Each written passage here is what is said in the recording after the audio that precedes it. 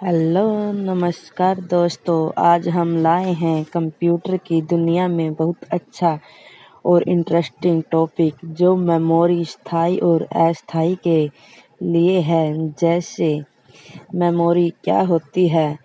Computer में data जानकारी को अस्थायी टेम्परेरी या स्थायी परमानेंट रूप में रखने के लिए मेमोरी का प्रयोग किया जाता है। दोस्तों, मेमोरी दो प्रकार की होती है।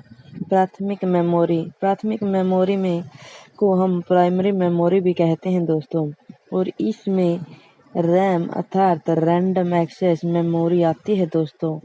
अस्थायी मेमोरी होती है दोस्तों, जब कंप्यूटर बंद होता है तो इसका डेटा मिट जाता है और यह अस्थायी होती है दोस्तों। दूसरी मेमोरी होती है रोम, रेड ओनली मेमोरी दोस्तों, और यह स्थायी मेमोरी होती है दोस्तों।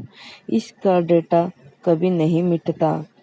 द्वितीयक मेमोरी, सेकेंडरी मेमोरी में कई प्रकार होते हैं दोस्तों, जिनका वर्णन इस प्रकार है। जैसे हार्ड डिस्क, दूसरा है पेन ड्राइव, तीसरा है सीडी, डीवीडी और फोर्थ है मेमोरी कार्ड। मेमोरी की कुछ इकाइयाँ होती हैं दोस्तों, अर्थात यूनिट ऑफ मेमोरी।